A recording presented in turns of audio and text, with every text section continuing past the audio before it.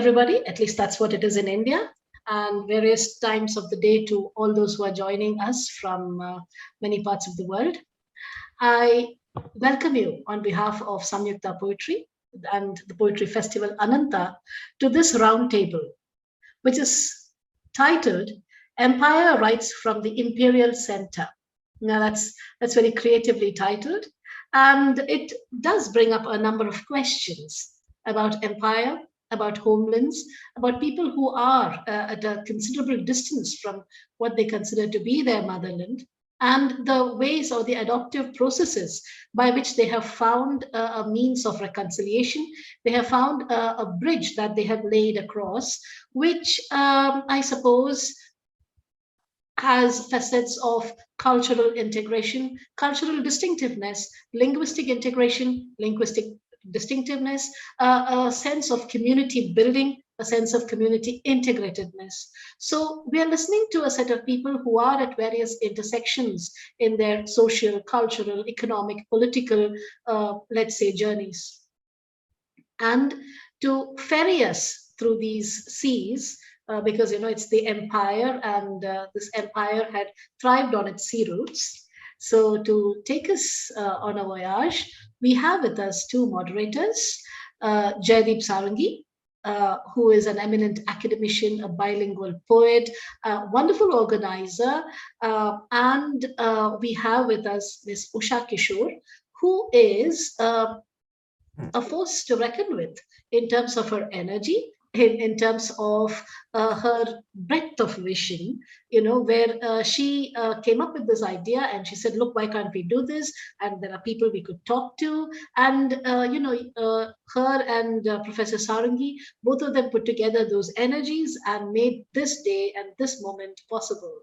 And I'm sure that, everybody who's logged in, people who will be listening to these sessions in times to come will remember it on account of the sheer experiential as well as the creative narratives that we are going to hear today. So with that, I'm going to recede into the background and let those that have joined from different homelands but still have a home here speak.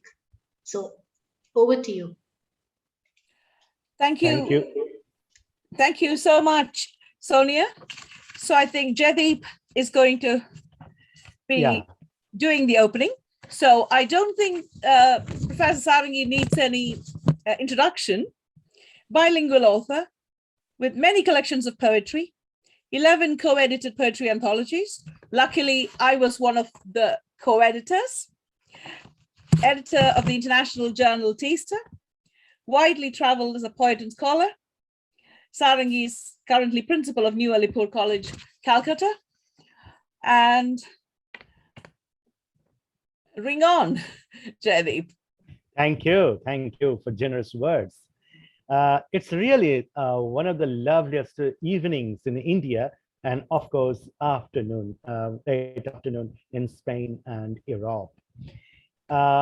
Usha and I, we edited a few years ago, Home Thoughts, Indian Diaspora from Britain, or British Indian Diaspora, and where we could connect each other. Many of us we are present here are part of the book. And I first welcome Professor Bashabi Fraser, Joris Patel, Debjyoti Chatterjee, Mona Dash, Kavita Jindal, and of course, Professor Devnarayan Bandyopadhyay, Honorable Vice Chancellor of Bankura University, as the most important speaker for today. And it's really an interesting subject to deal with and not much talked about in Indian circumstances so far. Diasporic literature can be defined as a corpus of works written by authors who live under an alien sky, far away from their homeland.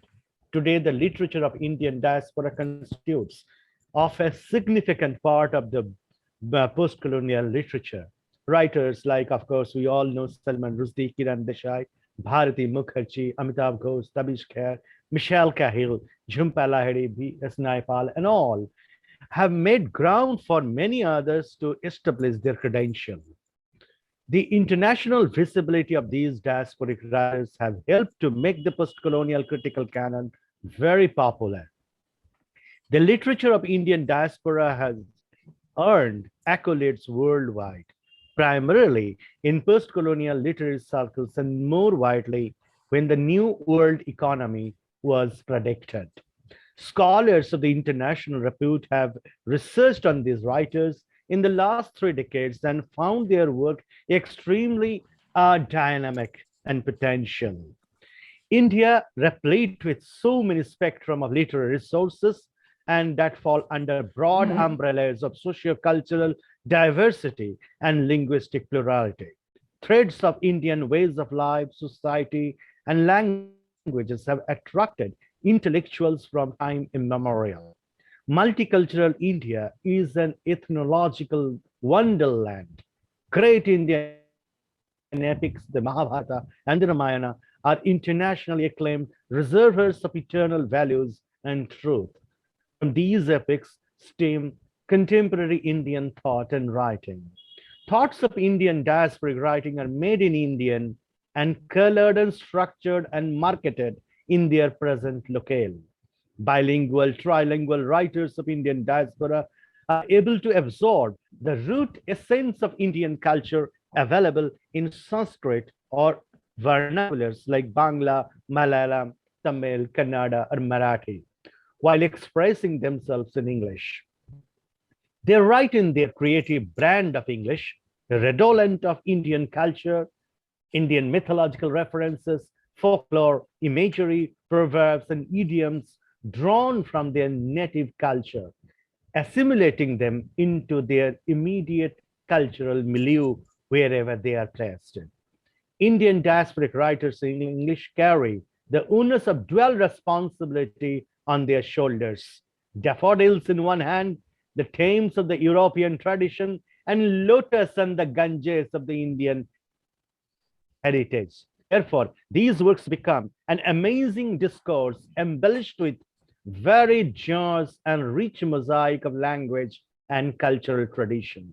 These writings blur borders and transcend boundaries.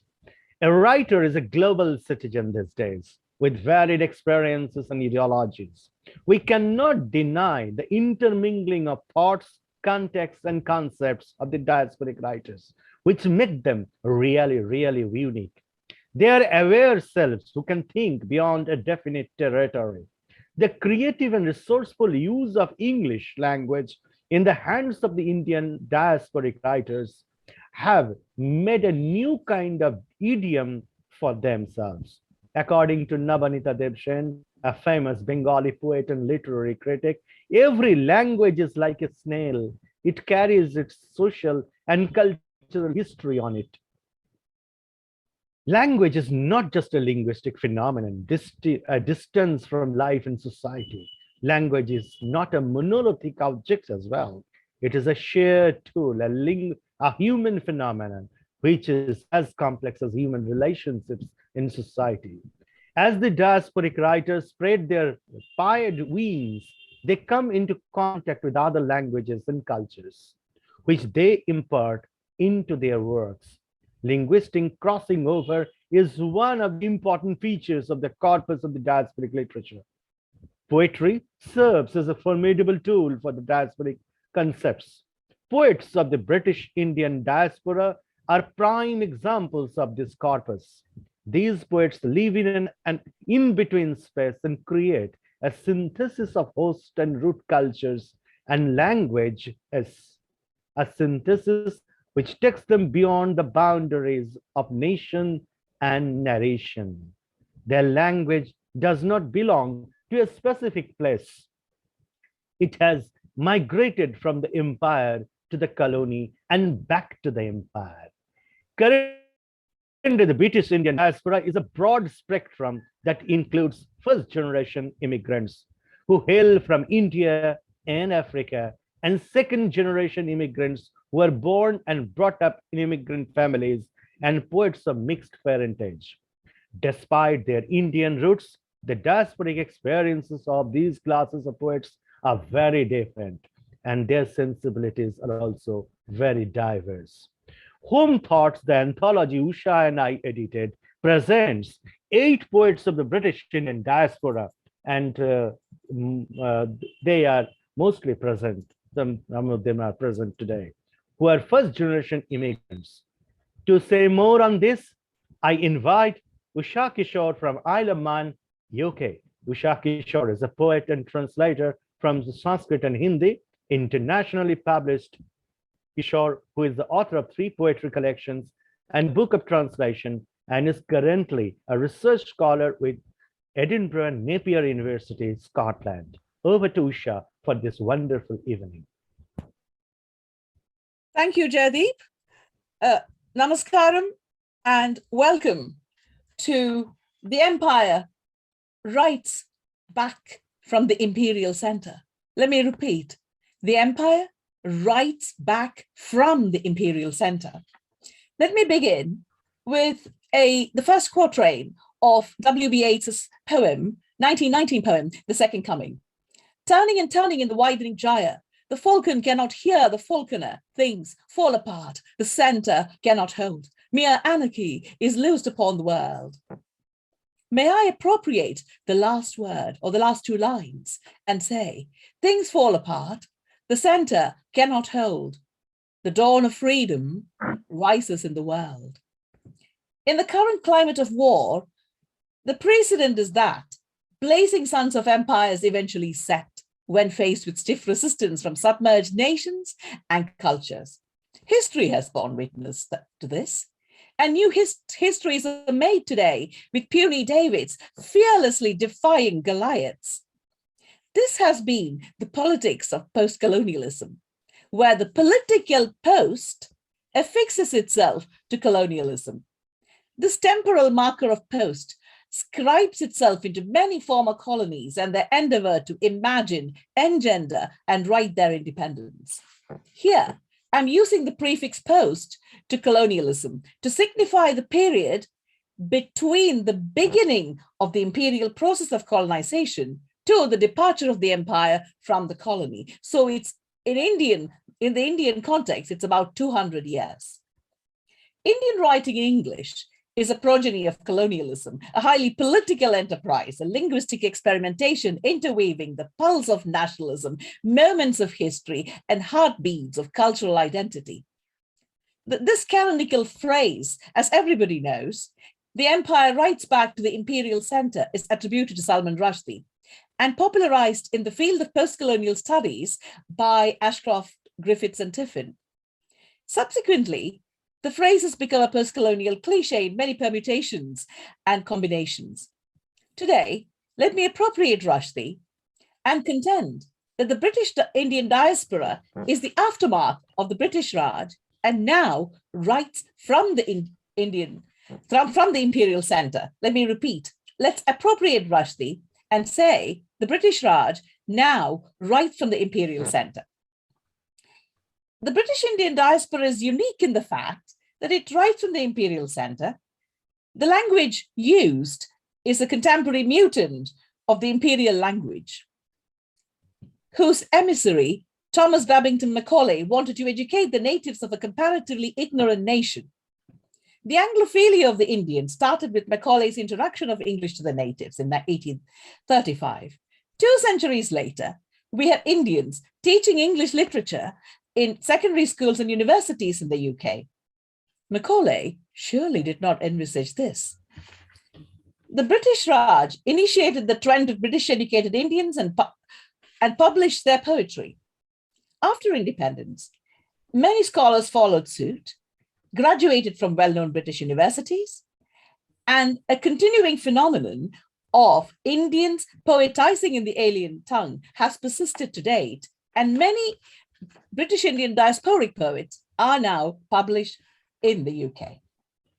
Today's panelists of the British Indian diaspora hail from the Imperial Centre of London, the Scottish capital of Edinburgh, and now from Madrid, the Indian Embassy in Madrid, the steel metropolis of Sheffield, great cities that promote arts and culture, and from far-flung Douglas, capital of the self-governing British Crown dependency of the Isle of Man, which has had its own historic struggles with the English and obtained Home Rule in 1866.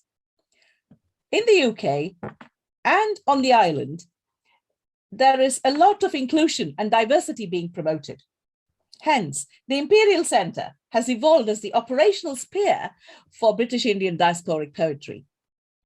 Indian poetry in English arrived in the UK with the pioneering Indian poets in English like Ravindra Tagore through translations, Sarojini Naidu, and so on and so forth. And of course, not to forget Toru Dutt. The initial poets of the diaspora were first-generation immigrants. Their poetry, a bridge across nation and culture, nation and language. It is difficult to trace the origin of Indian diasporic poetry in contemporary times, but it can be said that Reginald Marcy, Ketaki Kuchari Dyson, and our own Debjani Chatterjee are some of the pioneers. Indian poetry in English have thus these contemporary poets who have taken it abroad, taken it to the Imperial Centre, and they are the first generation immigrants who have brought the genre into prominence. They're all internationally acclaimed. Debjani Chatterjee, MBE, Bashabi Fraser, CBE, and the unflagging Yogesh Patel, MBE, all relentlessly working to promote the diaspora in the UK and abroad. Rising stars like the award-winning Kavita A. Jindal, and Mona Dash continue this diasporic enterprise. In 2000, Chatterjee, who has edited and written over 75 books, edited the groundbreaking anthology, the Redbeck Anthology of British South Asian Poetry, which succeedingly, gathered the South Asian diasporic poets under one edition. She was also instrumental in the formation of an informal group of diasporic poets. Bashabi Fraser's work constitutes of both academic and creative writing on the combined history of India and Britain, migration, diaspora, and multiculturalism. Worth mentioning is a combined editorial venture of both Bashabi and Debjani, The Rainbow World, published by Hodder Wayland. Now to move on, in contemporary times, there is Rainbow World. In contemporary times, the Word Masala Foundation, founded by Yogesh Patel, a trilingual poet, is a South Asian diasporic organization to promote poets of the Indian diaspora. Debjani Chatterjee, the consulting editor of the foundation, and Yogesh Patel, along with Bashabi Fraser, have been working incessantly with politicians, mainstream presses, and other organizations to promote British Indian poetry. This is how the empire writes back from the Imperial Centre.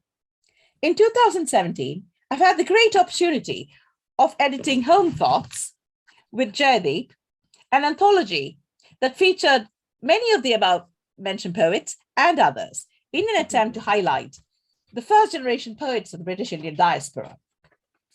The cultural diversity furnished by these poets scans the length and breadth of both the host nation and the mother nation. The diasporic poets raise post-colonial concerns of language, culture, history, highlighting an in-between immigrant space and negotiating a niche for the genre of British Indian poetry. Prominent among their themes are language, culture, history again, post-colonial displacement, immigration, nostalgia for an Indian past, and an in-between space, a kaleidoscope that charts bewildered geographies, rememory of subcontinental spaces, Indra's Vajra, and crepuscular icons of demons and demiurges churning immortal serpents in the misty oceans of myths. Today, Jaydeep and I present these poets, their thoughts, their words, and their poetry. So, I invite Jaydeep to introduce Professor Bashabi Fraser. Professor Bashabi Fraser needs no introduction, Usha and the team. And she is a professor emerita of English and creative writings and the director of Scottish Centre of Tagore Studies, an award-winning poet. Bashabi has published more than 23 books, including her latest poetry collection, Patient Dignity, published in 2021, which is, I think, one of the major works by Bashabi as a poet.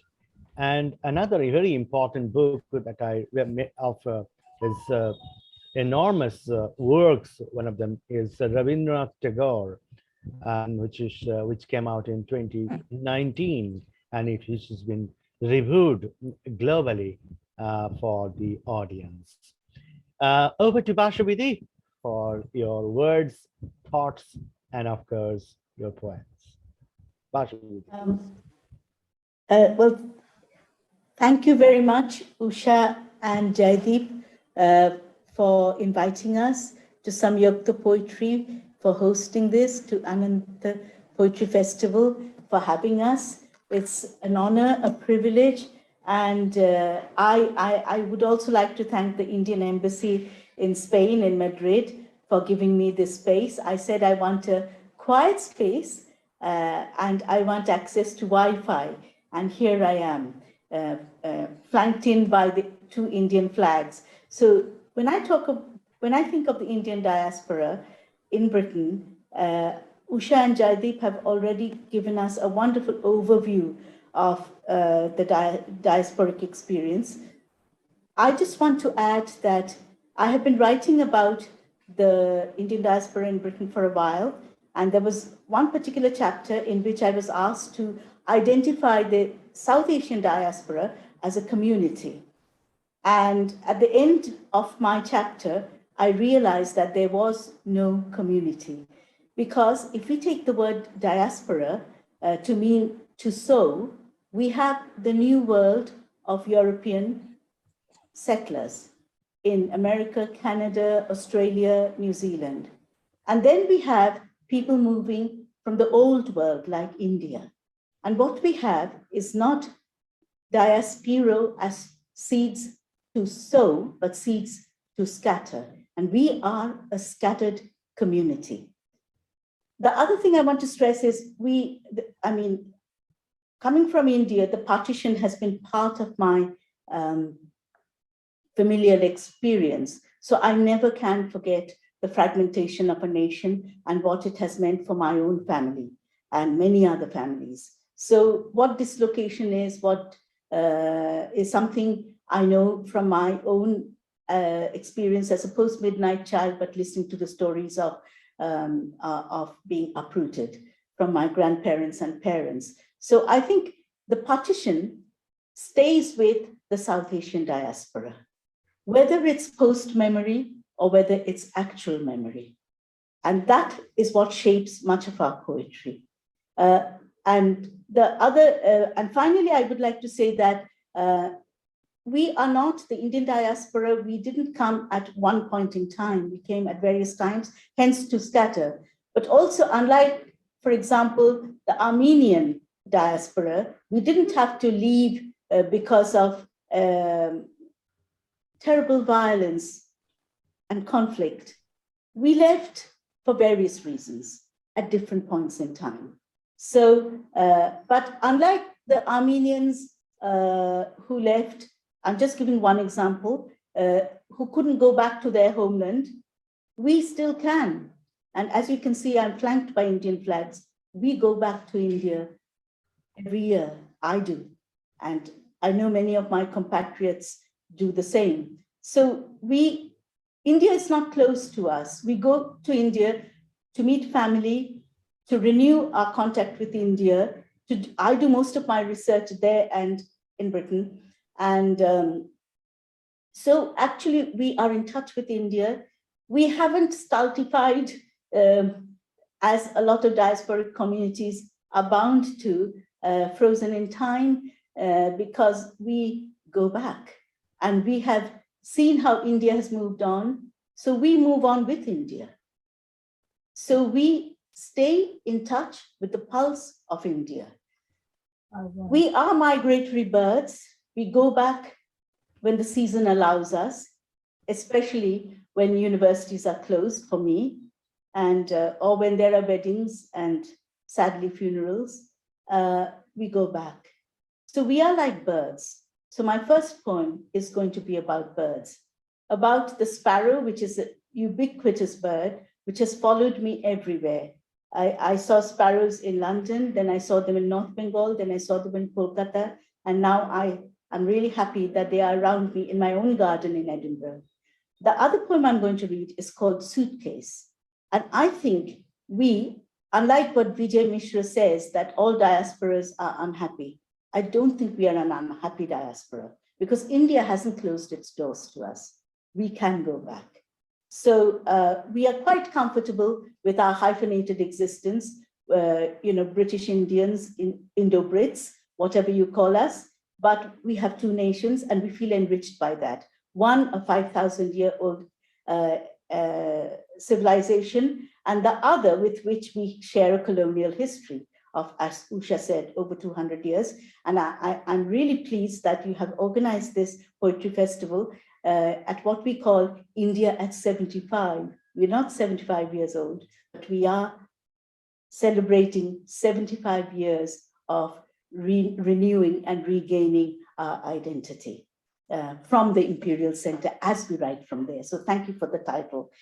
So we always carry these two nations with us like a suitcase, a portmanteau existence. It never leaves us. If we are in India, I'm defending Britain. If I'm in Britain, I'm defending India. And I think all of us do the same, but we also speak for both our nations. So the two poems I'm going to read are, the first one, At Home with Sparrows. Jaideep mentioned patient dignity. It has come out in that. They nested in our ventilators and invested in cotton balls and wool ends from my mother's work basket to line their straw walls. They were busy and boisterous, a joyous community, curious about everything, quick-witted, agile, bold, and uproarious. Up before the first light, their flutter unmistakable. Their chatter was constant, convivial, and reliable. When we moved from the foothills to the congestion of a city, they were there as a reminder of small needs and beauty. They cradled in the branches across our balcony perches, their voices softer, their flurries swifter, cautious and nervous of furtive chases, but still willing visitors to our windowsill for bird seed, raisins, bird crumbs, and water, chirping and rocking between feeds. And when we crossed continents, I thought I had lost my mainstay, my loyal defenders, my little companions, my light-footed watchmen by day. But in this mountainous hedge that shuts the vast world out, they have built their sheltered home where other colonies sprout, of tits and finches and robins who emerge with hopping grace to accept our humble offerings and disappear without a trace. When hulking gulls appear, but I know they are still there, for where they choose to build their nest, I can find a rest as their invited guest. So that's my first poem. The second actually was commissioned, I think, by Jaideep and Boshudhara about diasporic experience. Suitcase. As I said, we carry two nations with us. This battered suitcase is my companion of old. Its dents and stains hold stories untold. It has made transnational journeys through years, defying borders and custodians of fears. A whiff of jasmine escapes as I lift the lid under which are memories and gifts. A temple bell tinkling from a pluralist zone. A temple bell tinkling from a pluralist shrine, a white cotton sari drenched in her silent brine. A flute from a cowherd waking to the muezzin's call, my school's choir's photo harmonizing the hall. A bursting ripe jackfruit, beside delectable mangoes, korobi with madhavi, and a bedewed tuber rose, a soft quilted kantha from recycled cloth, hand-stitched by Takuma for my daughter's birth, fresh mountain mists, wrapped tea leaves in a tin, Mars songs on a tape, still sweet and serene, a feather from a pigeon floating free from its flight, a string from the intense blue of an ambitious kite, a plate of sal leaves with teardrops from my stream, an ember from pyres where countless more gleam, a glass from a tea stall, sweetened by friends in interminable addas and debates without end, a neat sheaf of letters in Baba's elegant hand, recounting the days I have not yet left behind. I think you know what korobi and madhavi are, flowers. Kantha is the quilt from Bengal, and Takuma is my grandmother from my father's side, and adda is a very Bengali word where people meet informally and talk about almost everything and solve the world's problems. Thank you very much for having me.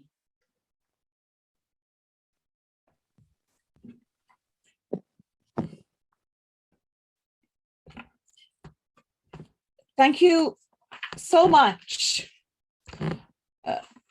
Bashavi. I think, as you said, we're all migratory birds. And also, India hasn't let go of us, and of course, we haven't let go of India. I know that you would have to leave in the next 10 minutes or so. It's been 25 minutes. Okay. But it's absolutely wonderful to hear you speak and read. I loved the bird poem. And of course, the suitcase. We all live in suitcases, traveling the world here, there, and everywhere. Thank you very much. Now, without further ado, let me introduce Yogesh Patel. Yogesh Patel, MBE, is a qualified optometrist and an accountant by profession, internationally celebrated poet and editor. Patel edits Skylark, online journal, runs Skylark Publications, UK, and the non-profit Word Masala project to promote literature. Over to you, Yogesh Bhai. Thank you, Usha, Jaideep, Sonia, and friends for making me part of this great work. I'm sorry, I'm not very well, but Usha is very encouraging all the time. As usual, I'm out of kilter with literary academics, but thanks to Usha here, I am nevertheless. Usha asked me to review my promotional activities. So I'm sorry, it may sound probably just a little bit of bragging here, and I apologize for it, but history is interwoven with my activities. It is a long story, but its background is aptly summarized in a report published by Spread the Word, which bluntly establishes how systematic neglect of the diaspora writers and poets exists in the literary landscape in the West. Going back decades, together as friends, Devjani and I have done some groundbreaking work with anthologies and hosting readings. But I'll focus on the last 10 years when I came out of the cold again from my business activities to rejoin the poetry scene and revive Skylark Publications in 2009. I had a long conversation with my friends, Lord Parekh at the House of Lords, and some of the peers I've known from the beginning of their career. Word Masala Foundation took shape with my investment in it. Skylark published Word Masala Volume 1 in 2011, and volume 2 in 2015, bringing many to the attention of general readers. I tried to place some work for them with publishers, with a little success because it was the early years.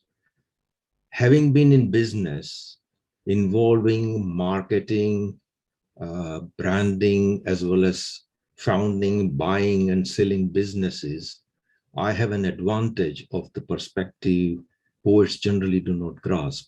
Maybe that is also a factor here for a success. With a computer knowledge built since the advent of DOS, the backbone system and language, exposure to Skylark was great, and many readers and peers became familiar with the names of the diasporic poets we all knew already. There are many success stories I can waste your time on, but some of the pride achievements I have been able to manage, which also explains, what we've been doing as a diaspora group to encourage and promote our work. So to manage, including placing the collections with publishers, as in the case of Usha Kishore, placing poetry and people at various iconic journals in the UK, as in the case of Rishi Dastidar, organizing reviews at impossible spaces like TLS, as in the case of Jessica Mukherjee, publishing and awarding first collections, as in the case of Mona Das and Reshma Ruia, organizing award ceremony at the House of Lords, and bringing publishers to the table and making it possible for the authorized national curriculum anthology with Edexcel, which installs our poets at the heart of education. If you asked me in 2009 if this was a plan or the plan, I would have said it was a pipe. It sounds like a pipe dream. This success means now I can gradually ease out and focus on my poetry. After the Good Arts Council Grant Award for the last collection, my next work is an even bigger challenge. Yet again, it goes against political correctness. One of the poems is lined up for this June's issue of the London magazine. So you'll be able to read one of the poems there.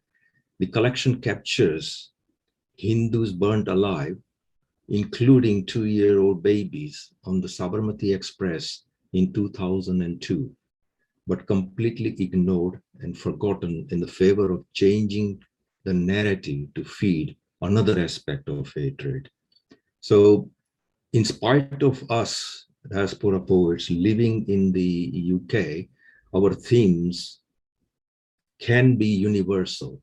And this particular collection, instead of delving into the kind of like a local issues of India, it tries to kind of like make it more universal in experience and expression. But to give you the taste, here is a poem written in that collection. The contradictions. Some deaths happen in quiet moments, like a rogue roadside dog, shaking in fever, waiting for death to rescue it, while covered in blisters, blanketed by flies and maggots, blood, flesh, and plasma exposed. It is because you have no words left in you. But when you burn with your teen daughters and your spouse, with everyone in last tight hugs, hoping it will be a quick hand, as it happens during bombs dropping in a war zone. As a family, you are all dismembered together in a deafening boom. With an apathetic lightning, no individual quiet pose is possible in it. You scream until lungs are dry. You scream until lungs are dry, throat scorched, and you grasp You gasp for the absent oxygen. Only the absolute pain exists. You're left with no time to wonder about the contradictions in your chanting and screaming for deaf Rama, in whose name you were petrol bomb primarily. I also enjoy writing in my new poetic form, which I introduced, and it's named The Rapids, and there is quite a bit written about it everywhere. So, oh, thank you, Usha. Of which I'm planning an anthology at Skylark, and every poet anywhere is welcome to have a go and send repeats for that anthology. At the moment, I haven't got a deadline because I want to collect some good rapids there. So I'll be very grateful if some of you can attempt and send me some rapids as well. If you're not sure about the form or something, please contact me for that. But this is something which is, again,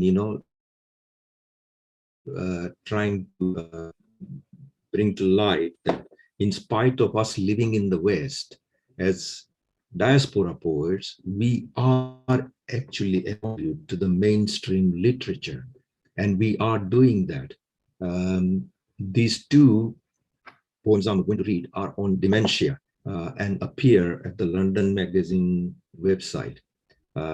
Just imagine the editing room. So the title is obviously coming from that, the cutting room.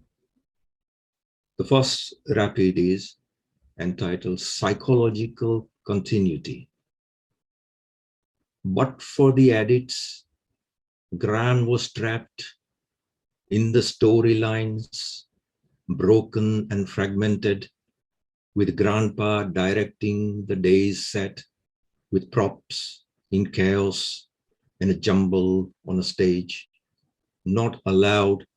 So holding my hand, she would plead for a snuff box so can sniff the old memories.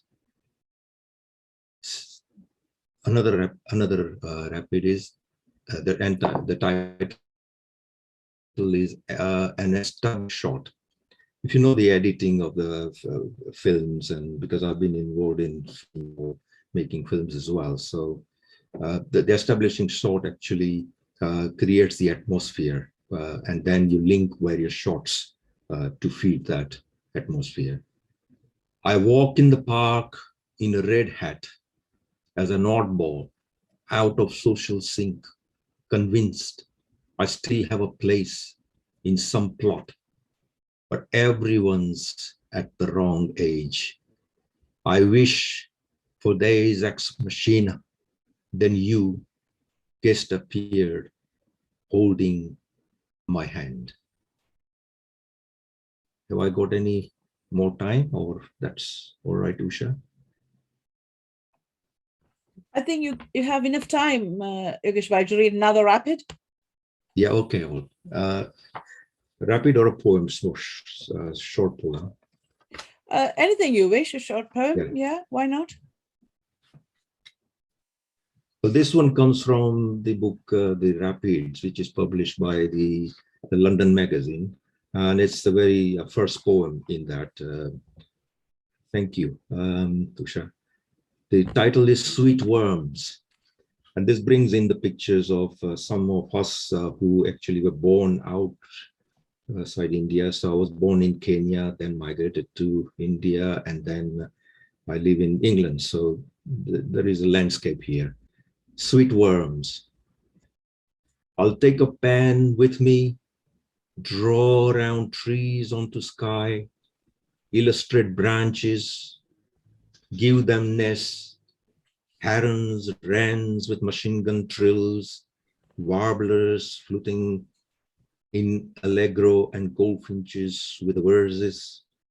And to mystify where I think I belong, I'll use light-dragged charcoal darkness.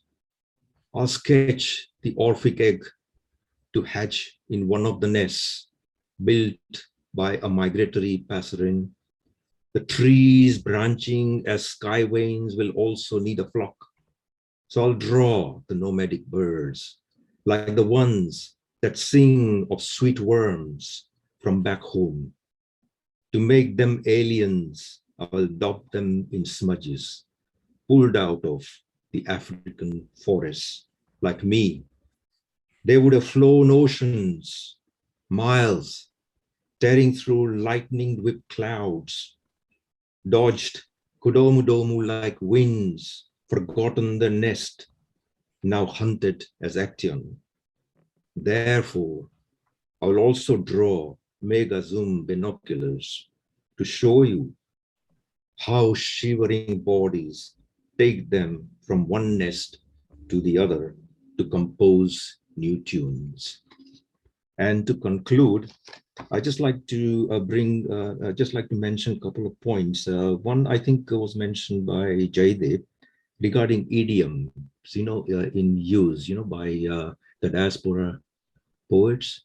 And I have raised these points with some of the poets and writers as well regarding their taste for the language. They want us in England to write in only certain voice which they have established, but not our voice. So as I argued with them, that there are poets, writing, Scotland or or North Ireland or whatever, places like Yorkshire accents and all that. So you are able to accept that, but why are you not accepting the diaspora poets bringing their own voice? So that I think the Jaideep's point about that idiom really hits me here. The other bit regarding this title, Imperial Center, to put it in a kind of like a wider context, because diaspora poets are everywhere, and my work is involved internationally. So I do kind of like embrace all of them, and this word imperial unfortunately ties us to the British aspect only. So I suppose Salman could have been a little bit generous there, in his description. The other thing we need to think, just final point, is regarding the literature itself, because when we use this these different terms, and I'll raise this point in my editorial, the foreword in the National Curriculum volume, that we got to think in terms of the literature by diaspora poets. When we use just a common term, diaspora poets, for everything. So there is literature by the diaspora poets, but there could also be literature, diasporic literature by other poets. And I think the bridging of the gap between and inviting this group, which is there and we are here, we can actually bring them with this idea of them writing also diasporic poets. So Usha has published this Home Thoughts volume. There could be a volume where you can also invite all poets, the English poets as well, to express their views regarding or their experience with the diaspora community and all that, because that is the aspect we also, and that way I think this is another way we can all come even closer and our recognition can happen through that. And with that note, I like to thank everyone. It was good to see you all. I'm really sorry that I cannot prevail too long. So because my pain is just taking over again, so I got to go. So I'm really, really grateful for including me in this. Thanks. Thank you, Yogesh. It's wonderful to listen to you.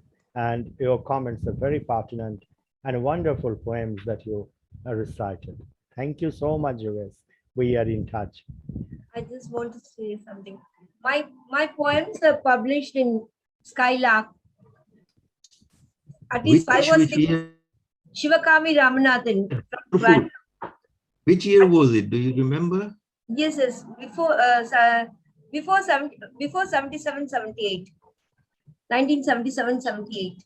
Right, yes. So that yeah, I've got only very few volumes left. Yeah, I have. And some of the poor, yeah, I have. you My got all father of them? sent all my books as my dowry. Wow. Yeah, it was supposed to be very prestigious. I've got To be very published random in, issues left, and to be published in Skylark was quite prestigious at that time. exactly, because it was a pioneering magazine, and all the Lovely top print. names we have published at the time, internationally as well, Amikai and Neruda, and they were all there in that magazine. And You see, lovely print, dark print, labor of love. and paper and dark print. Yes. Well, it was the not lithograph. It's the what they call is they make the blocks, and Yes, yes. yes. So we had Microsoft. this yeah, we had this gentleman in slum, Okay. and yeah, and we I invested with Baldev, some money, Adevya. and yeah, and set him up as a printer, Ajay and he Mishra. would. Yeah, he used to do it some before for some other company, but they laid him off. So we allowed him, to continue as a printer, and that he used to always print Skylark at a special rate, but we also fed him with the various orders and all that as well for him to survive. So that's the Skylark's very old original story, Thank which you. I have shared with many Wonderful, people. Sivakami, for wonderful input. Thank you. Thank You you. guys, thank you so much. Thank you. Goodbye. Thanks. Thank Thanks a you. lot. Thanks. Now we move on to Dr. Debchani Chatterjee, MB, and has been called Britain's best known Asian poet.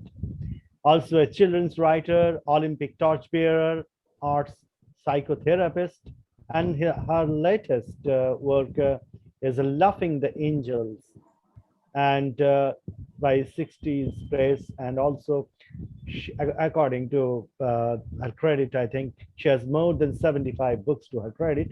And Dev Chanidhi is as a regular contributor to the magazines of repute, and her poems are really of great interest. She is one of the contributors to Home Thoughts. Over to Dev Chanidhi. Yes.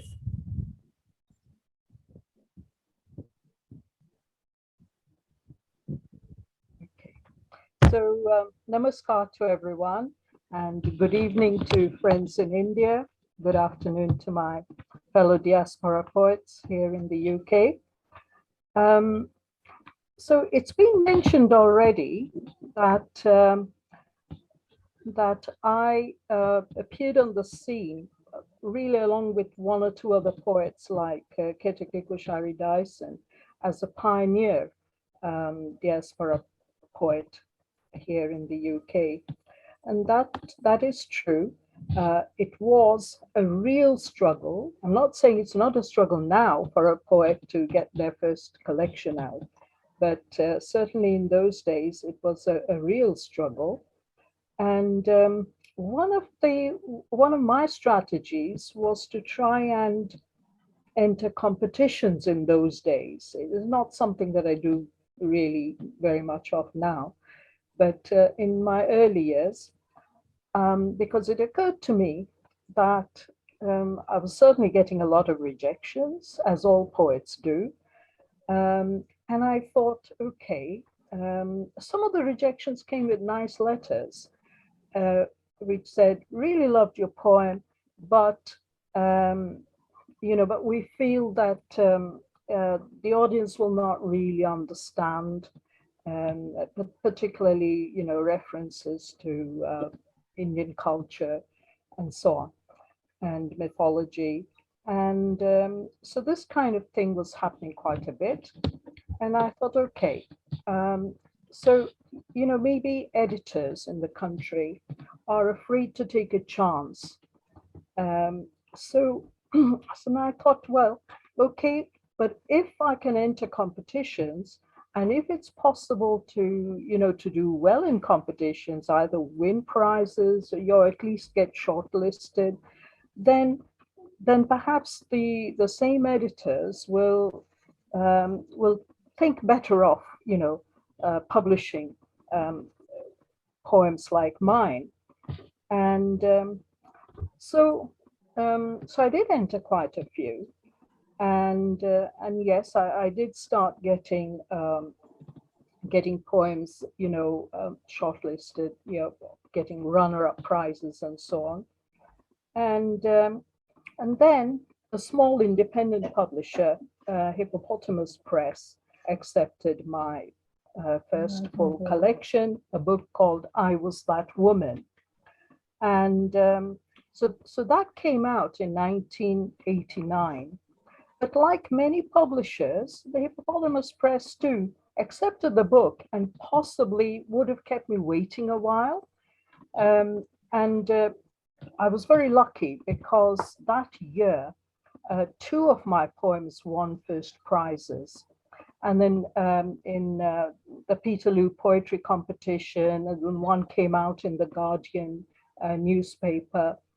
And that, I think, was instrumental, not in the publisher accepting the manuscript, because he'd already accepted it, and for that I'm very grateful, but because he brought the publication forward. So it came out in 1989, which possibly it would not have otherwise.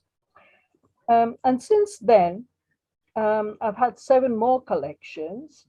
And as Jaideep has pointed out, Laughing with Angels is the latest one, which came out earlier this year.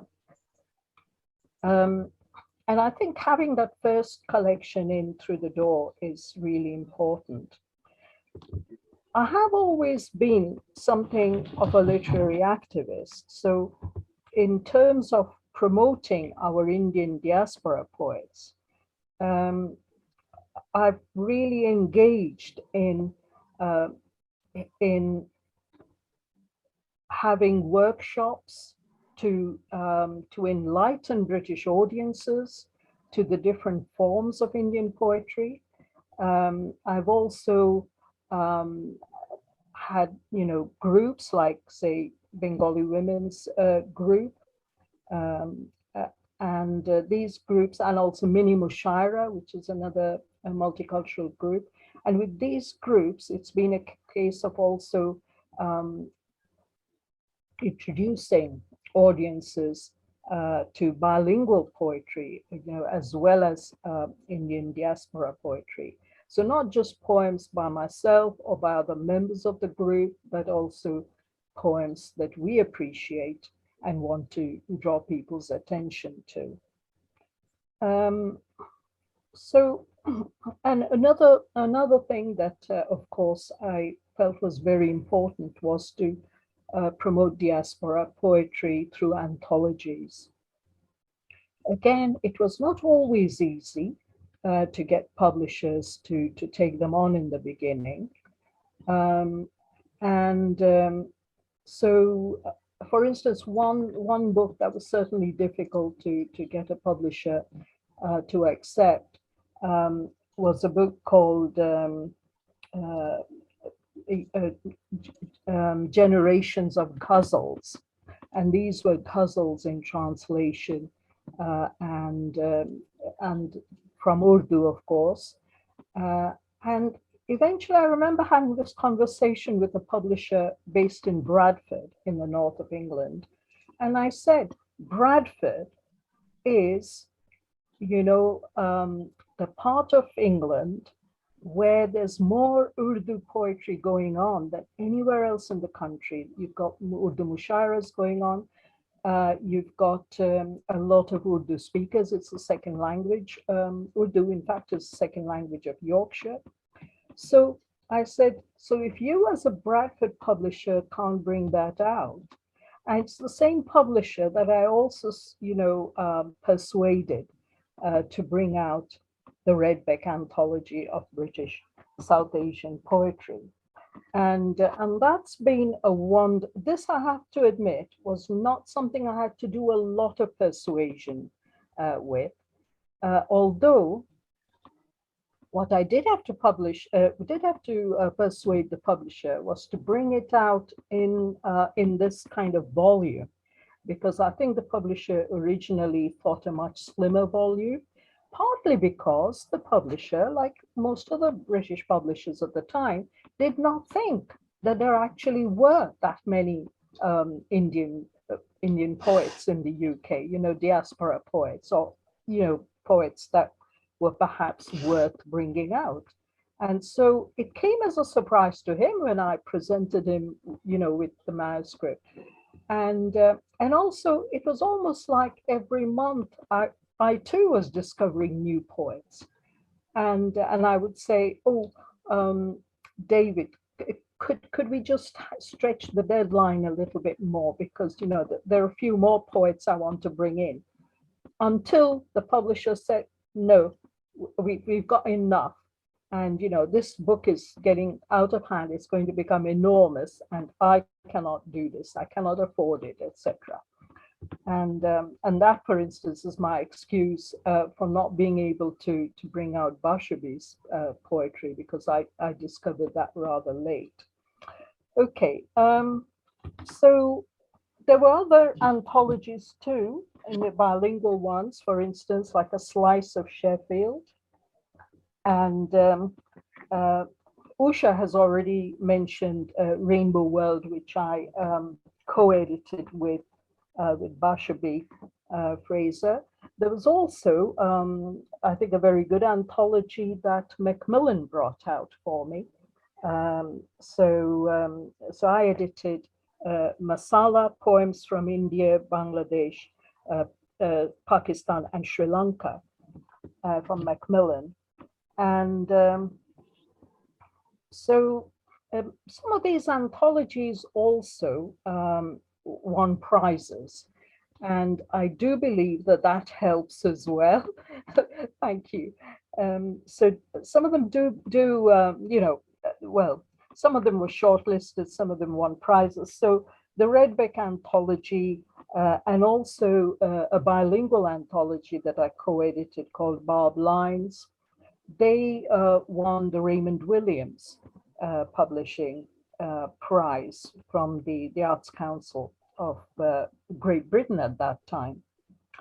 And then Rainbow World, which I co-edited with Bashabi, that won, I think it was called the Emma Award, which I think stands for something like multicultural poetry or diversity and something like that. And of course, other people too have brought out, good anthologies, and an excellent one being the one that Jaideep and Usha have co-edited. And other anthologies in particular that South Asian organizations in the country, organizations that I've supported to an extent as far as possible, organizations like Kala Sangam in Bradford, and also Sampad in Birmingham. So they too have from time to time brought out anthologies. And all this, I think, has helped to establish Indian diaspora poetry in this country. And as a result of all this, in one of my early collections, a book called Albino Gecko, I wrote a poem in which I finish with the lines, "No longer strangers, we have arrived." And I have to say, to some extent that's true, but also to some extent maybe it was wishful thinking as well, because I can't sort of feel that we as South Asian poets in the UK can rest on our laurels because we have arrived. No, it's still a struggle. We still have to make our presence felt. So I think what I'd like to do is share a little bit of the poetry with you. And this one is from my collection, Namaskar, New and Selected Poems. And it's a poem that I first wrote for another anthology, an anthology that Bashabi co-edited. from Edinburgh. Yeah, Namaskar. And in her anthology, she focused on poems that had to do with Edinburgh, basically. And of course, a famous poet of Edinburgh and somebody having a very famous statue, so that when you come out of Edinburgh station, you see that statue almost staring at you, is Sir Walter Scott.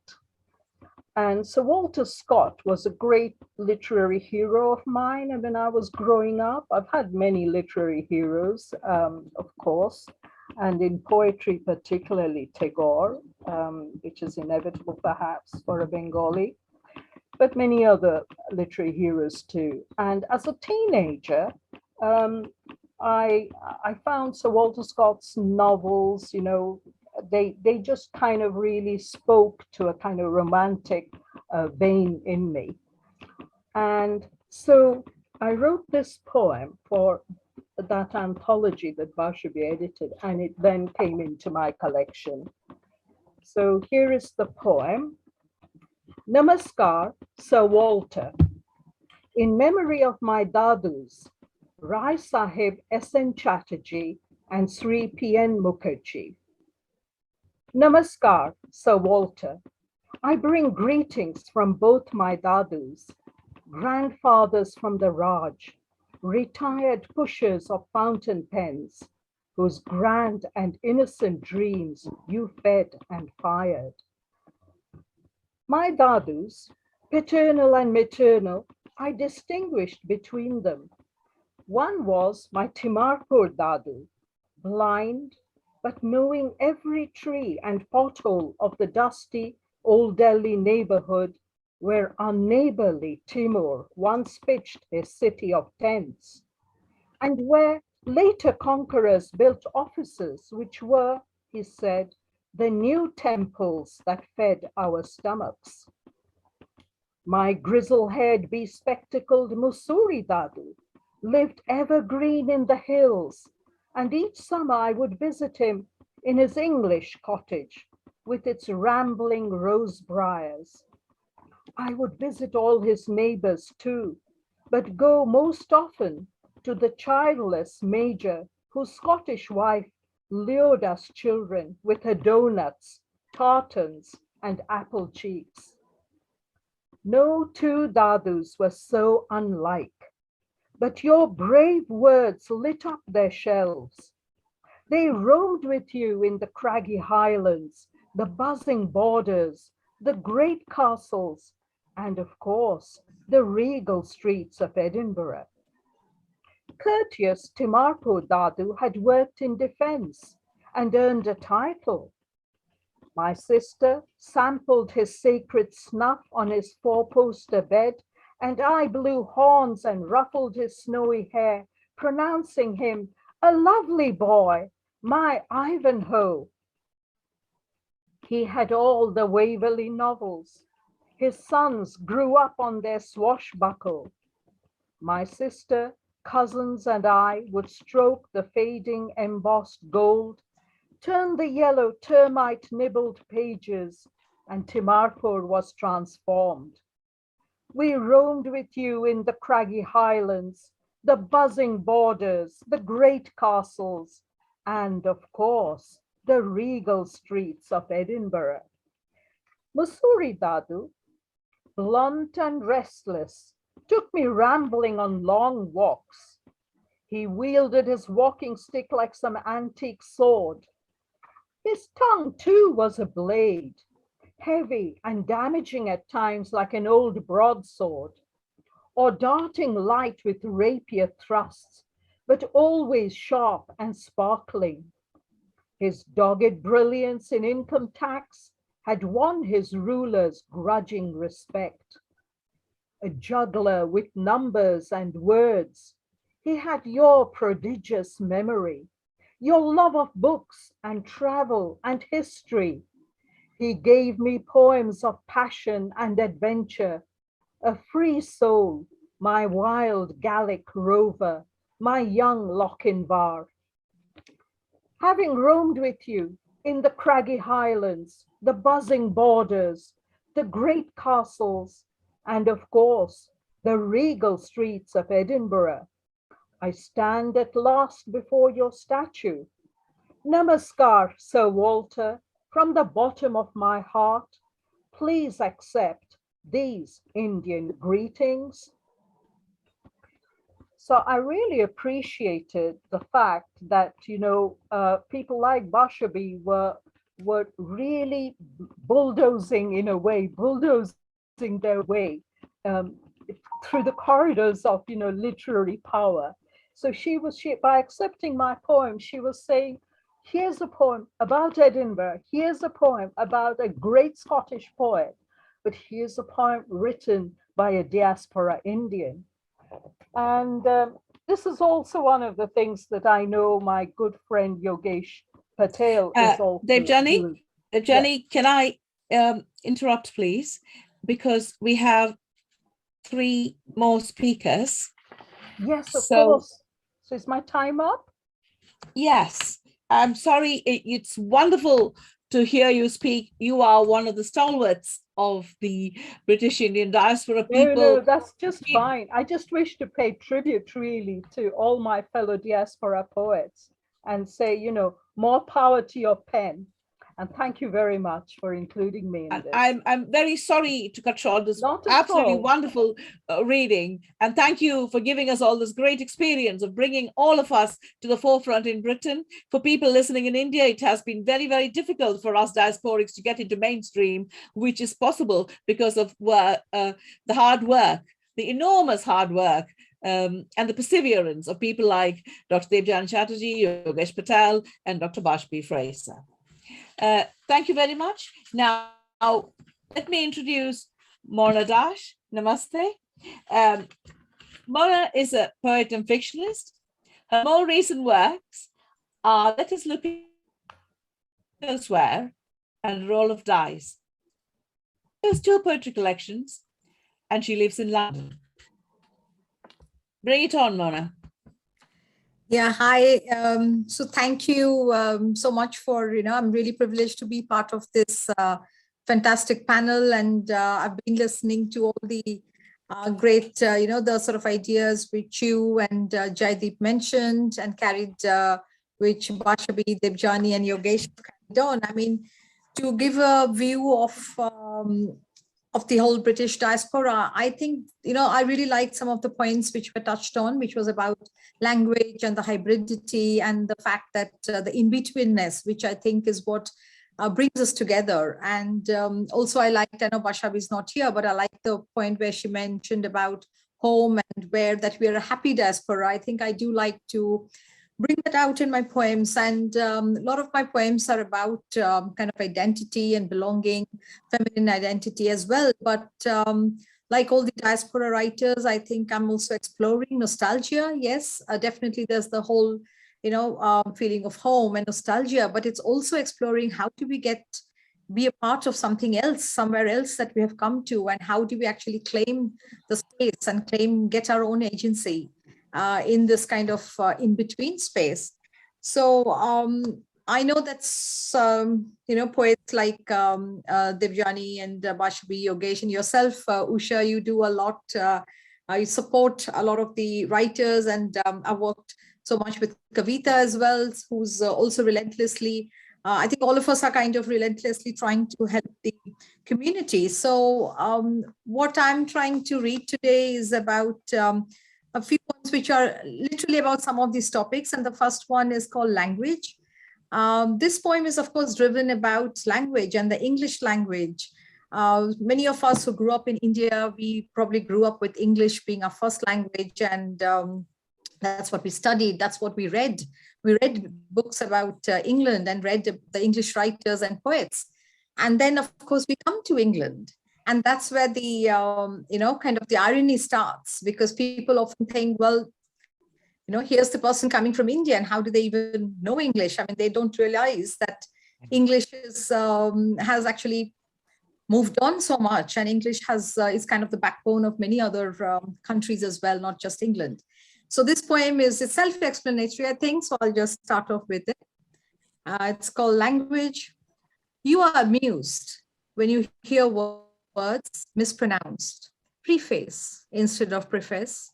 You are surprised when you hear words unknown, and you wonder how my alien tongue speaks the language you made, nurtured.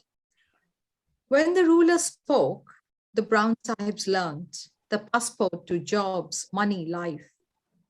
Don't you remember when you came and stayed some 300 years? When you taught us to speak like you do? When we spoke, the words were different, tempered by mustard, colored with turmeric. The language the same, the sound a foreigner. You expect me to sound the same as you. You are surprised I speak your language. Many hundred years ago, you had arrived in that land, cooked by the sun, garnished with spice, decorated with jewels. You arrived and stayed, moving on, bit by bit, conquering our minds, hearts, our soil. We made our changes. We learned our lessons. Our tongues remained the same. Foreign words, our own. So I think it sort of ties in with, the whole point about maculae and about English being obviously growing and evolving as a language as well. The next poem I'll read again is about, I think Yogesh probably touched upon that, where he mentioned that expectations, so what we are meant to write, that, the British diaspora as we see it, there's often an expectation, and I wouldn't even just say that the expectation is from Britain only. There's also the expectation from India or the home country, that how are you perceived? There's this sort of idea that this is what we are meant to be writing about. We are meant to be nostalgic. We are meant to be or angry, and I think that's the sort of, and we're meant to be talking about only Asian themes. Are not exploring something more universal, which is a bit of a irony again, because obviously when you're in India, Indian writers write about every sort of theme. So this poem is called Not Knowing Migration. The banyan tree and the oak know the same language. Migration is not an answer nor a question. Movement. Birds leave and return. Passport engraved with a stamp, colored, dated. I booked a ticket, landed in a country closer to the poles from a country closer to the equator. I didn't know I would collect theories and words on my back like a feathery creature. Feathers firm on the body, plucking one out draws blood. I wonder why, how I became so many things at once. Emigrant, immigrant, migrant, subaltern. Theories to luxuriate and nest in. I didn't know that I'm invisible when I enter a room. I didn't know the philosophers, the post-colonists have labeled behavior, they've branded my very soul.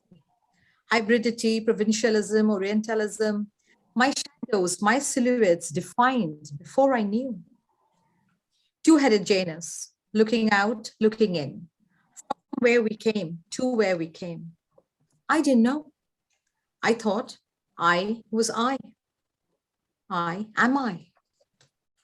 So I think that's, don't know, Usha, do I have a couple more minutes? I know you said 10 minutes, so. We do have like 2 more speakers. Okay. Thank you very much. I think we started a bit late. We started only at 3:15 as opposed to 3, because many of us were coming into the frame. Jaideep, could you? So thank you very much, Mona. No problem. Thank you. Thank you, Mona. Thank you. Wonderful. You are always. Next, we invite Kavita Jindal, another charismatic personality, an award-winning poet, novelist, essayist, the manual for our distant life, won the Eastern Eye Award for Literature. Our poetry collections are Patina, Raincheck, Rainwed, and Raincheck Accepted. So very important collections. And she is a very much visible poet, and she is a contributor to Home Thoughts. Welcome, Kavita. Thank you, Jaideep.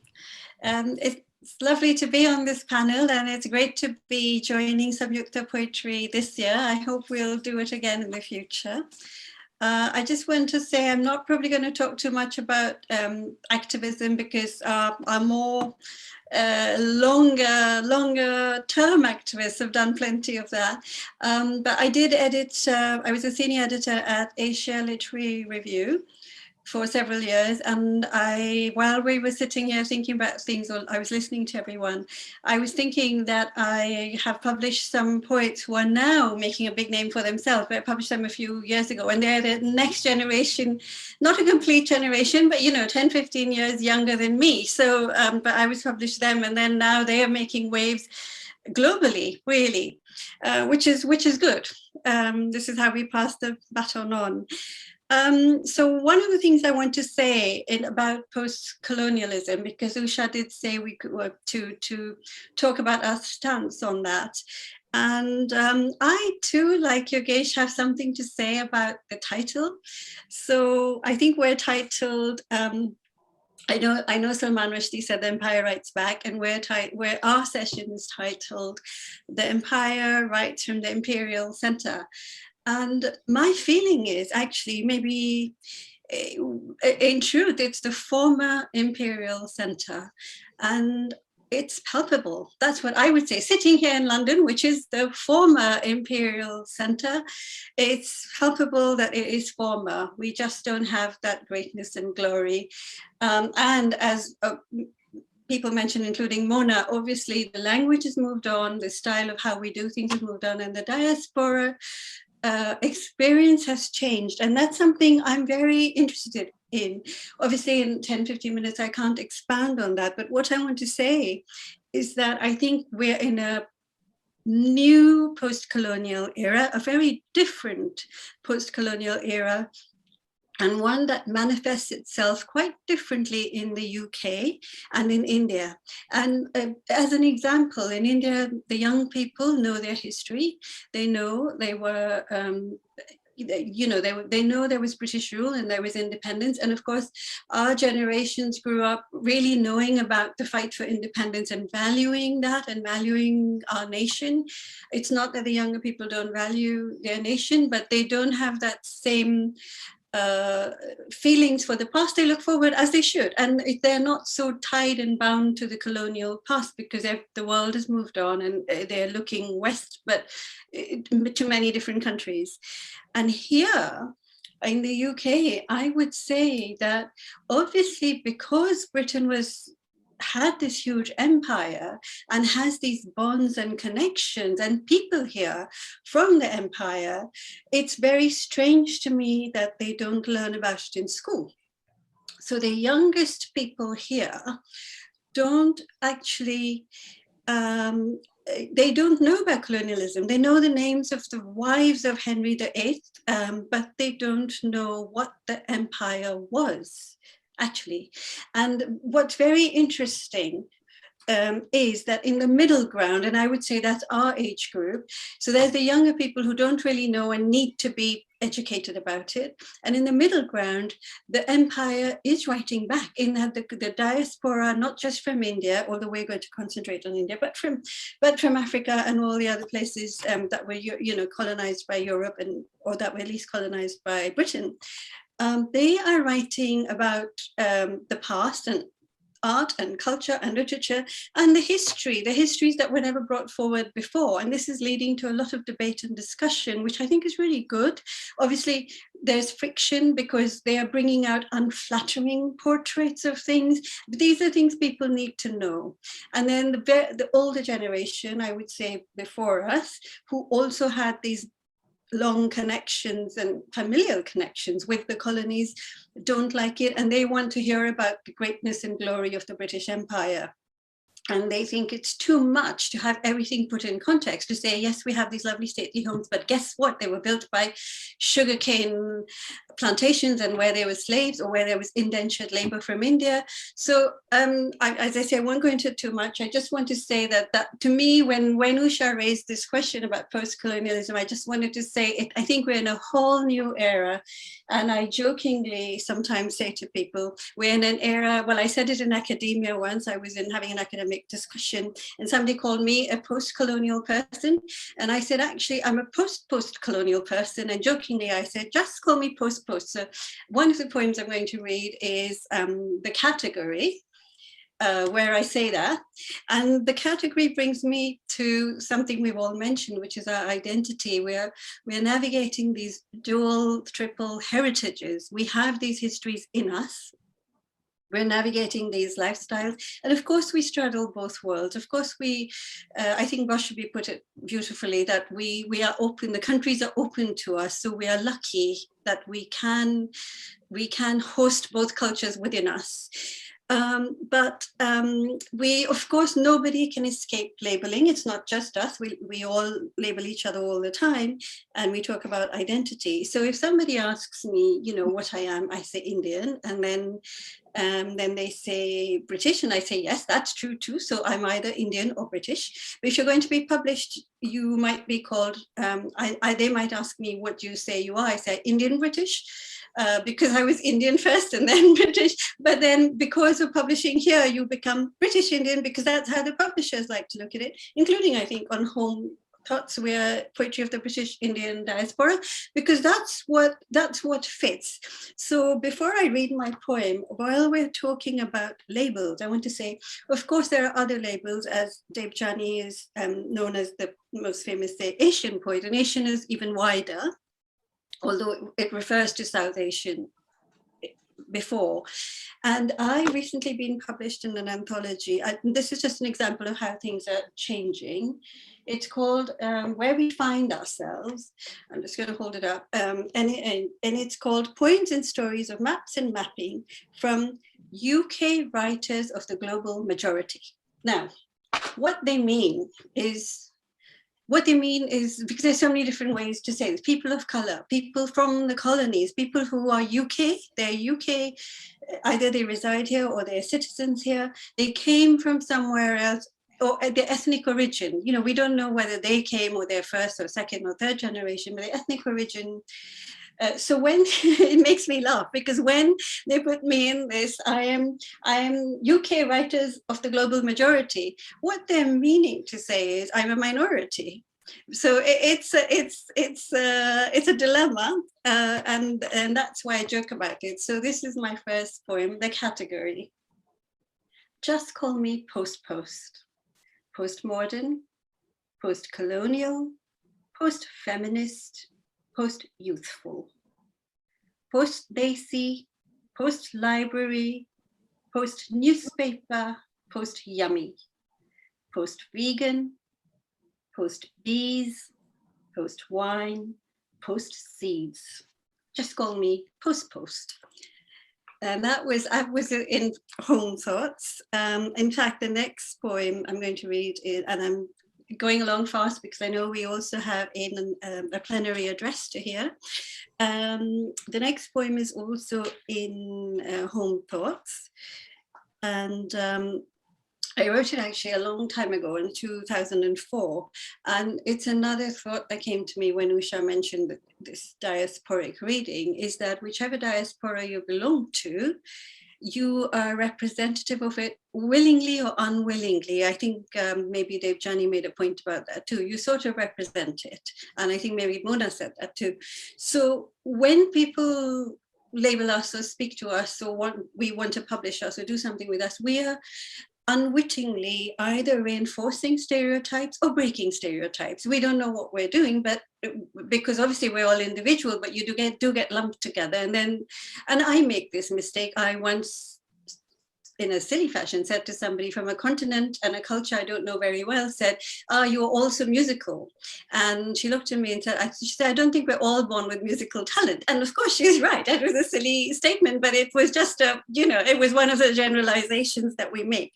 So with being Indian, a long time ago, 30 years ago, I went to Bali, As I got into conversation with somebody there who said to me, you know, we're Hindu in Bali. I said, yes, I know. And of course, Hinduism is practiced differently in Southeast Asia. In fact, even in India, all over India, it's practiced quite differently. And just my little digression, there aren't strictures of Hinduism as people are now trying to say. Hinduism can be practiced in many different ways. But the Balinese, of course, do it a different way, their own way. And he said to me, you're Indian, you're Hindu. I said, no, I'm not a Hindu. And he said, well, what religion are you? And I said, well, I don't know, religion owns me. I don't subscribe to a religion. And he said, no, how can that be? You're Indian and all Indians have a religion. So I said, well, not this one. And that was that. It's fine. He was a bit shocked. And I thought, okay. And then, as I say, in 2004, I returned from Hong Kong to London and I was filling in application forms. Yes? Kavita, could we have one more speaker? So yeah. Could I please request that you read a poem for us, please? Sure. So I wrote this in response to a form from school that said, what religion is your family? And I said multi-faith. And anyway, my children got in. It's about religion, act of faith. Don't pry, don't ask to whom I pray, if it changes from day to day, if the entity is male or female, if I fast, and for whom, don't ask, don't ask. I know there are forms to fill, spaces where I must write neatly and in caps, the beliefs I've claimed, dog tags strung tight around my neck, agnostic, atheist, multi-faith, irreligious, liberal, gregarious, stargazer, and sun worshipper. To top it all, open-minded. Yet, searching for a word to describe my true religion, which began one solemn day when I thought impermanence could be invited at will. I wished to be a ribbon of mist, trailing in the cold blast of the stratosphere, but found I'd stayed within reach of earth. Why, I was still grounded. Drawing breath is an act of faith, one I've embraced. Running, jumping, keeping time, sucking in air, choosing to, each new day is religion. Monday to Sunday, just living is an act of faith. Thank you. Wonderful, Kavita, wonderful. Thank you. And very perceptive comments that you made. Wonderful, thank you. Over to Usha. Thank you very much, everybody. I'm extremely, exceedingly, massively sorry that I am interrupting people's readings. Kavita, your work as a creative writer and as an activist doesn't need any introduction in the UK. Before it's the poem, your first collection, Rain Checked, has moved me a lot. And as I said to other people as well, their work has moved both Jaideep and I, and which we thought, rather than being in individual collections, they can be in this collection. I'm sure there'll be other opportunities. I'm exceedingly sorry that if I am hurrying people and telling people off, quote, sorry, I am just a timekeeper with the sword hanging of seconds hanging on my, like a Damocles sword. Just one issue that I would like to comment upon about the Imperial Center that was raised by Kavita and Yogesh Bhai. Now, I understand from an Indian point of view, from what you would call an ethnic minority point of view, you are saying you're post, etc., etc. But with people like me, I think many of you have experienced this, as a post-colonial coming into the center, we feel that the Imperial Center is actually not yet to accept us, as you say, as post-colonial. And that is why the title is not labeling, but more an act of defiance today. Now, with that, without further ado, let me invite Professor Devnarayan Bandyopadhyay, Vice Chancellor of Bankuri University, a Fulbright scholar, a very renowned scholar, academic, editor, poet, author, the list is endless. Secretary of the Indian Association of Scottish Studies, awardee of many honors. Professor Bandyopadhyay was among others, distinguished visiting scholar at Monash University, Australia, and visiting research fellow at the University of New South Wales, Australia. Sir, may I invite you to deliver the plenary today? Thank you very much. It was really lovely listening to the poems. A poet, a non-poet among the poets. That's how I should describe myself. But however, I've been asked, Bashabide actually asked me to talk about the problematic of diaspora poetry. And I believe that kind of diasporic poetics should be very carefully configured. Let me begin with a small anecdote. I know there's not much time. I'll just make 2-3 points after this. Professor Bill Ashcroft, who wrote The Empire Writes Back, came in 1987 to Bardhaman University. And we were really very, very, not in 1990, yes. And at that time, we were really mesmerized by his book. And I just asked a friendly question. Well, Bill, how did this idea of writing this book come up to your mind? The Empire Writes Back. Why did it come? He gave me a very simple answer. He said, because it was there. Because they have been writing. So that's why the literature was ready. And I was just there to theorize it. So that actually gives me a kind of idea regarding the huge amount of diaspora literature all over the world, not just in England, but also in other places of the world. And when we considered this idea of the diaspora, I was awarded as coordinator at DRS Assistance, Department of Special Assistance for a research on diaspora studies. And as a result of that, we came to locate certain distinctive problematics associated with diaspora studies. In fact, as a result of that, we actually published a book after this. It was called Borders and Border Crossings, Reading Partition, Reading Diaspora. And how should we try to look at diaspora? And for us, we had 2 very distinctive points on the basis of which we should try to read diaspora.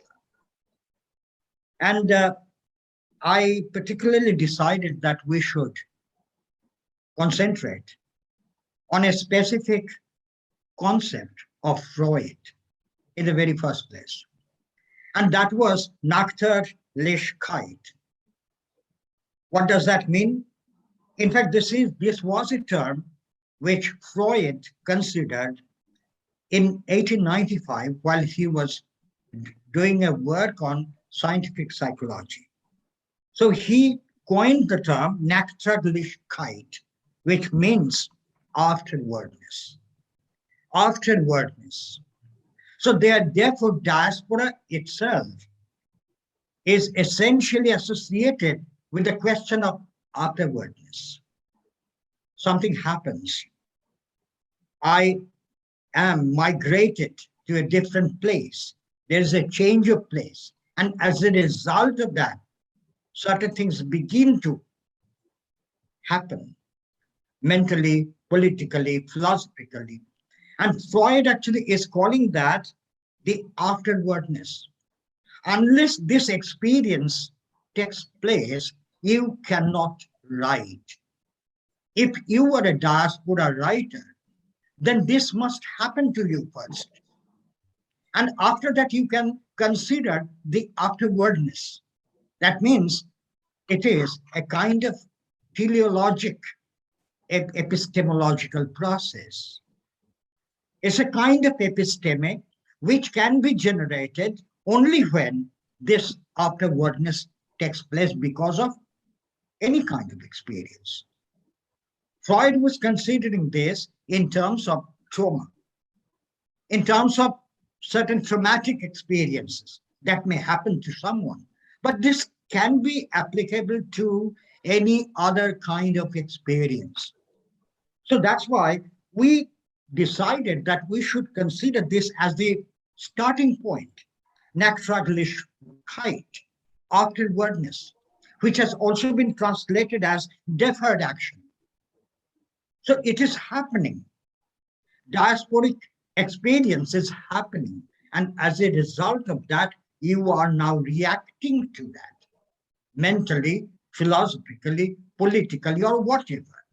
So this is how we found that the diaspora study should be very distinctively embedded in a teleological concept, which looks back and which looks forward.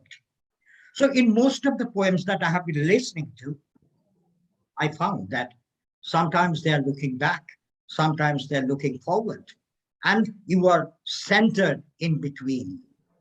Now, this question of in between, that also has been essentially criticized. Why? Homi Bhabha actually gave currency to this term in between, and at the time it was very, very acceptable. But I find nowadays it should be in amongness, because you no longer antitheticated to Great Britain and India or something like that. There are so many other factors which are working, which are playing upon you. So that's how we found that there should be multiple kinds of transnational strategies which should be considered in terms of diaspora studies. I was reading some of the poems. I'll make my second point a little later. I was reading some of the poems by Usha Kishore or by Bashabi Fraser, and I found that this idea of the antitheticism between the diasporic, between different kinds of diasporic experiences. So I refer to a poem, For I am not one but two. She says, I've no flock, no music, no culture, for I'm not one but two. Again, while she is talking about the journey into this foreign tongue, considering the language, she says, a new horizon opens, and dressed in borrowed robes, journey into a foreign language. So this two-ness is there, but gradually she proceeds into multipleness. So that's why in her poem, East London, she says, winding my way through the maze of languages, Hindi, Bengali, Tamil, Urdu, Malayalam, I trespass on bold immigrant dreams.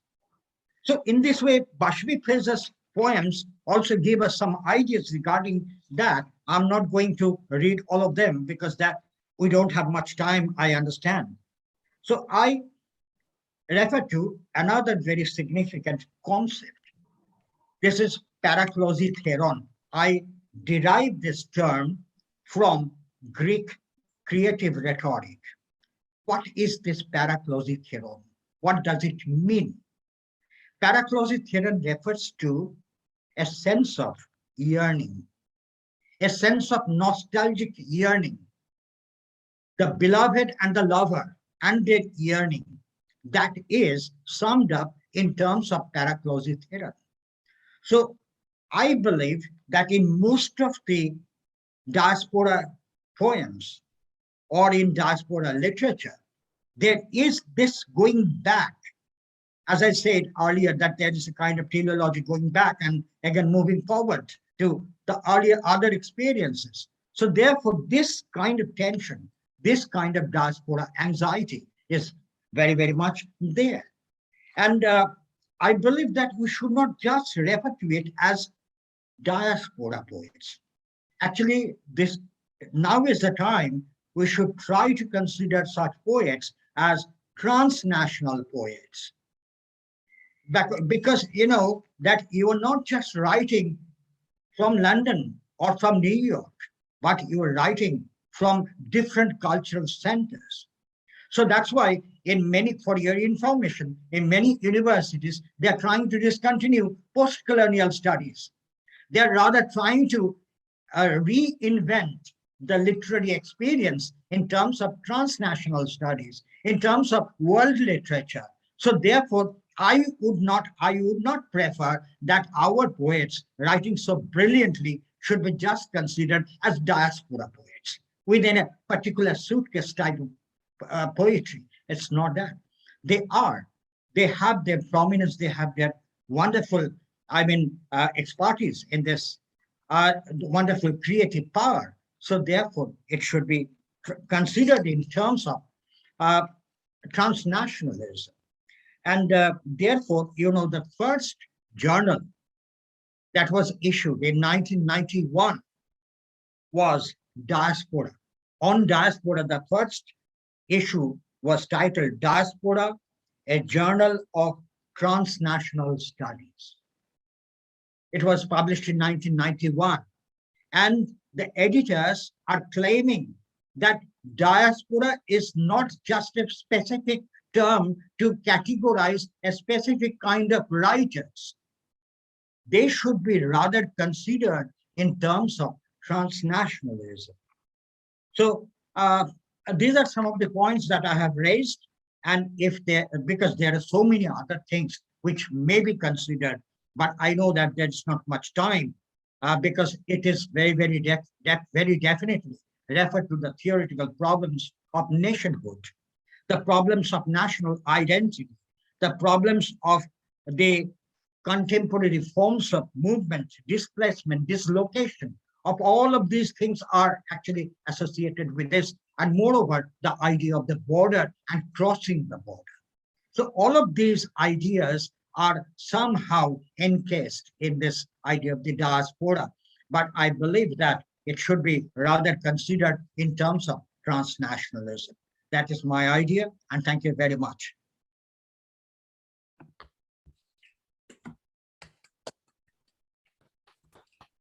Thank you. Wonderful, wonderful. Thank you. Wonderful. As we say in Kerala, Nandi, which means thank you and namaskaram.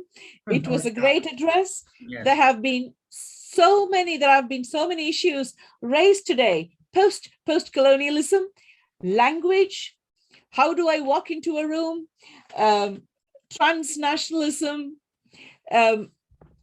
is absolutely wonderful. We've had a good debate between us. I said defying, and you have asked me to move on. Like Devjani has said this, Mona has said this in her poetry, Bashabi and Yogesh have raised it, Kavita has mentioned it, and you, Professor, as the creme de la creme, have asked us that we need to look at ourselves as in a more universal way, in a more transnational way. And thank you very much for referring to my poem, sir. Thank you for this wonderful address, which is wonderful. Thank you. And I would also take like 2 minutes. I'm the timekeeper. I'm going to say Tempest Fugit to myself and thank Bashmi Fraser, Yogesh Patel, Devjani Chatterjee, Kavita Jindal, Mona Dash, and Professor Bandyopadhyaya, and my co-partner in crime, Jaideep Sarangi. Thank you very much for bringing this wonderful session to life. And also a huge big thanks to Samyukta Poetry. Thank you, Samyukta Poetry, for giving us this dais. Thank you very much. Thank you very much for that very, very enlightening panel. All of you were so beautifully articulate, and the kind of concerns that came about, in terms of no longer being in between, but kind of being among, and those ways in which, all of these identities have commingled and yet are seeking to be distinct. All these ideas that you have brought about, I believe that they are very relevant, particularly in our ideas of formulating cultural theories, and in terms of how the research on cultural studies can go forward. So this was an extremely well-informed panel, and I think it will be a very valuable learning resource in terms of learning from the who's who of diasporic poetry, for people who are serious students of this subject. So thank you very much for considering us, your co-partners in this panel, and for coming in and doing such a spectacular job from across the seas. So thank you very much. Usha and Jaideep sir, thank you. Thank you. It was Thank wonderful you so much. collaborating Thank you. with you. Thank you, Debnan Babu. Thank you. Thank you, Kavita, Mona. Thank you, Debjanidhi. We look Thank forward you, to more Isha. Thank endeavors you. in the Thank you. future Thank as you so well. much. Thank you. Thank you so much. And we'll keep in touch. Thank you very much. Thank you. Good night. Thank It's you. good night here, whatever time of the day it is over there. We have for it is, yeah. Yeah, sure. Thank you. Thanks, everyone. Yes. So are we ending the session here? Yes, we are. Okay, thank you. Sorry again for being such a No. strict timekeeper and telling people That's off. good. As I said, this is my Damocles sword. Thanks a lot. And hopefully we will come together for another wonderful panel. And of course, Professor Bandhu Upadhyaya will give another wonderful address asking us to move forward. You've really inspired us today. So thank you, Shivagami. Thank you for your discussion with Yogesh Patel, how you've come to, your poetry has come to the UK. Thank you very much.